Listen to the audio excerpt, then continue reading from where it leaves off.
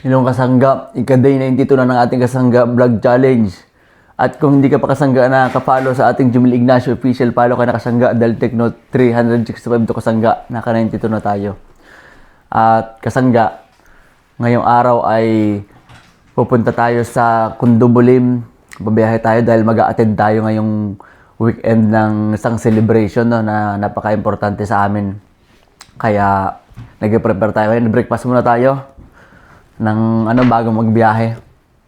Oy kasangga, kasi naniniwala ako kasangga na ang pagninegosyo dito sa Sydney ang sagot para tayo ay makaangat sa buhay ng hindi tayo kasangga yung natatrap sa ating sitwasyon ng kahirapan ng ating sitwasyon, no. At tayong pagninegosyo yung aking nakikitang solusyon para tayo ay makaalis sa kahirapan na ating sitwasyon kasangga. Kung naniniwala ka doon kasangga, mag-join ka sa KAUPE kasangga sa ating group. Hanapin mo lang sa ating Blue Ups kasangga at pagtutulong-tulungan natin yan na magawa ng paraan at solusyon kung paano tayo makapagnegosyo dito sa ibang bansa, no. Kaya doon kasangga at doon natin pag-uusapan at aaksyonan yung ating mga gagawin sa buhay, no. Yun lang kasangga. Ngayon nga ay nag-prepare na tayo, may babiyahe na rin tayo. Kain muna. Breakfast.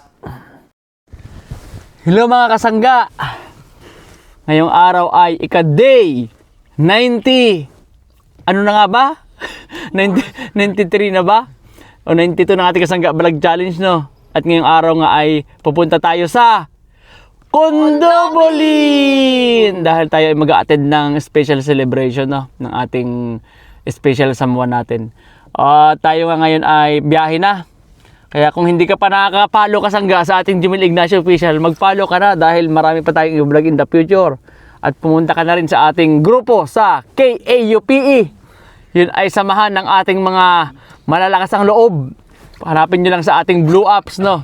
At pag naniniwala kasi ako kasangga na tanging pagninegosyo dito sa ibang bansa, ang sagot para tayo ay makaahon sa ating sitwasyon, no? Na walang nagsasabing bawal. Pasok ka doon kasangga at marami tayong pagtatrabahuhan in the future, no? Yun lang, mag-say bye na kayo sa mga kasangga. Bye mga kasangga! See you in Kundubulim! Pumunta tayo doon mga kasangga sa Pinoy Stop doon, no? Pinoy Stop. Wait lang. Tatawid muna tayo, hawak kamay dito sa mundong walang katiyak. Hawak kamay.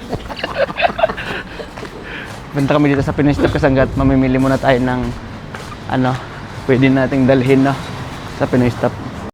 Ito na nga mga kasanggang loob ng Pinoy Stop sa ating mabili tayo. Ayan. Alam mo park ng Southway? Oo. Punta tayo dito. Parang 7 hours or 8 mula dito. Ang loob ng Pinoy Stop, Atan kami nung kung gusto nyo rin ng mga maalat na itlog, dilis, yan, meron dyan. Saka mga tuyo. Yung danggit, saka dito lahat, saka may dried pusit din doon, masarap yan, dito lahat yan sa Pinoy Stop dito sa Engelburn. Punta na kayo dito, nandito lahat ng Filipino grocery na hinahanap nyo. May chicharon din doon, sarap po. At sa side na to, dito rin yung mga crispy fry, saka mga sinigang mix, yan, sinigang sa gabi, sinigang sa sampalok, magic sarap, ketchup, nandun sa side na yon. Nandito na lahat, nandun yung mga suka, saka yung mga pinakurat, ayun nandoon. Saka Mang Tomas. Kung mga gusto nyo tinapay, nandyan din lahat to. May pandesal, merong Spanish dito, merong hopia. Ayan, ayun lang nga ito. sari-sari, madami dito, nandyan na lahat. Asan na yung stick? Yung mga kasangga, stop over kami dito sa cake merchant dito sa aming nadaanan dahil bili tayo ng cake para sa maraming mga cake dito. Ayan.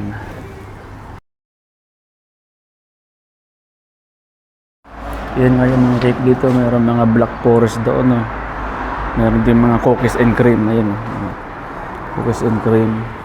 Meron din ubi doon, parang gawang Pinoy yun, ubi na cake. Tiramisu, maraming klase ng options ng mga cake.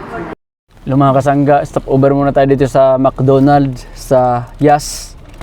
Dito tayo ngayon. Mag-say hi kayo sa mga kasangga. Hello, Kasangga. Yan mga kasangga, oh. Bumili tayo ng ice cream mo. Dito sa Yas McDonald's. Nandun din yung KMC sa kabila. Ayan. Pahinga muna ng konti. Tapos biyahe ulit. Mga kasangga, dito na tayo sa Kundubulin, kina Tita Lucin. Sa dami nyo. Maraming pagkain nito. Una, no? Ano na? Maraming pagkain pinrepair. Kain muna tayo.